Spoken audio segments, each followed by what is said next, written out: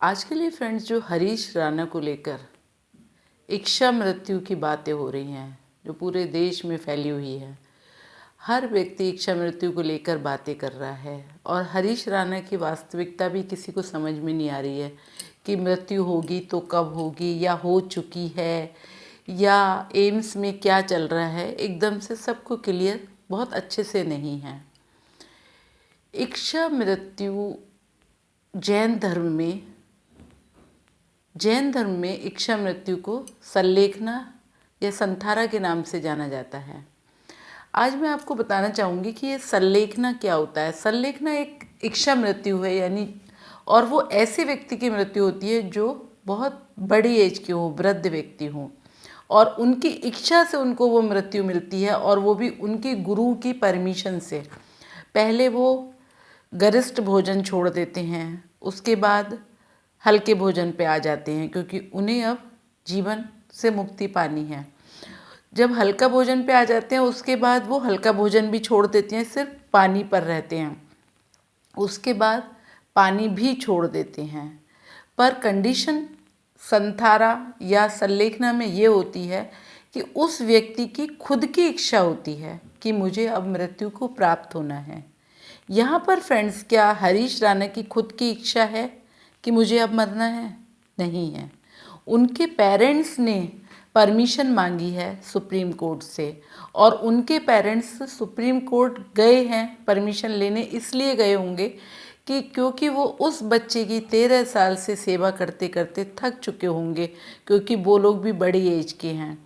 वो तो बड़ी एज के हैं, लेकिन कोई छोटी एज में भी यंग बच्चे भी यदि उनकी देख रेख कर रहे होते तो भी शायद वो भी ऊब जाते।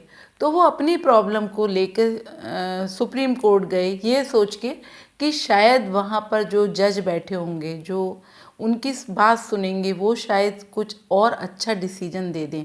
अच्छा डिसीजन इन द सेंस ये कहें कि भाई बाबूजी, माताजी, अब आप वाकई वृद्ध हैं, आपने 13 साल सेवा की और आप समझ सकते हैं हम आपकी प्रॉब्लम कि आप कितना थक चुके होंगे और आप इतने थक गए हो, तभी यहाँ पे इच्छा मृत्यु को लेकर प्रश्न लेकर आए हैं। लेकिन अब हम आपके लिए ऐसा करते हैं कि आप के लिए कुछ डॉक्टर्स या फिर आपके घर पे कुछ एक नर्स रिपोर्ट की जाएगी, जो कि वो रात दिन आपके बेटे को देखेगी और इनको दवाइयाँ देके सही करने की कोशिश भी की जा सकती है, क्योंकि मारने वाला है भगवान, बचाने वाला है भगवान।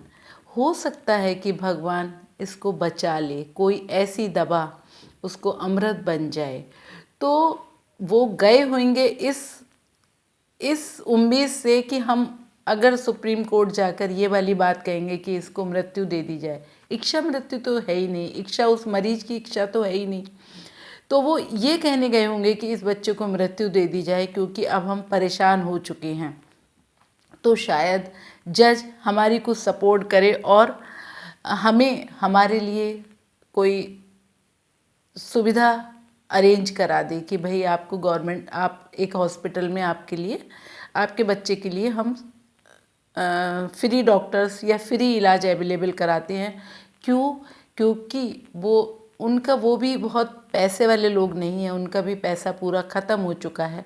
लेकिन कोई माँ बाप, मैं दिल से कह रही हूँ और मैं डंके की चोट पर ये वाली बात कह सकती हूँ कि किसी भी कोई पेरेंट्स ये नहीं कहने जाएगा कि जज साहब इसको मृत्यु दे दो।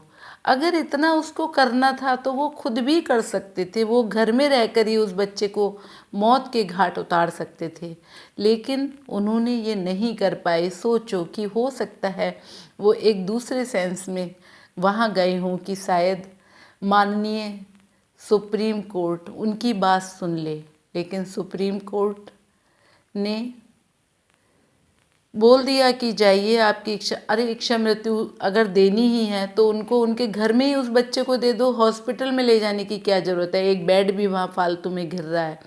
एक या दो डॉक्टर और नर्स उसके घर पे ही रखवा दी जाएं तो क्या सही नहीं था? और उसको, बच्चे को ना पानी दिया जा रहा है, ना खाना दिया जा रहा है। अब उसके अंदर क्या गुजर रही होगी? ये इच्छा मृत्यु हरीश राणा की इच्छा मृत्यु नहीं है, बल्कि ये तो एक हत्या है, हत्या, जो कि ये समाज, ये गवर्नमेंट या कही जाए कि जो उनके ऊपर डिप्यूट किए गए हैं डॉक्टर्स, वो उसकी जानबूझकर हत्या करने पर तुले हुए हैं। तो अगर अभी भी हरीश राणा को ठीक किया जा सकता है तो प्लीज़ कर लीजिएगा, क्योंकि कोई भी पेरेंट्स, कोई भी माँ बाप ये नहीं चाहेगा कि उसकी पानी रोक देने पर हम लोग जब इतना परेशान हैं, तो सोचो कि वो पेरेंट्स कितना परेशान होंगे कि उस हरीश राणा को एक बूंद पानी नहीं दिया जा रहा है। हम लोग टैक्स देते हैं, गवर्नमेंट के पास टैक्स आता है, उस टैक्स का पैसा कहीं वो सही जगह भी लगा दे। ऐसे मजबूर बच्चों के, ऐसे इन लोगों के इलाज पे वो यूज कर सकती है ना। टैक्स का यूज सिर्फ वो गवर्नमेंट अपने कामों पे करती है, कहीं सही जगह, कहीं कुछ चैरिटेबल वर्क कर लेना चाहिए। तनिक सोचें।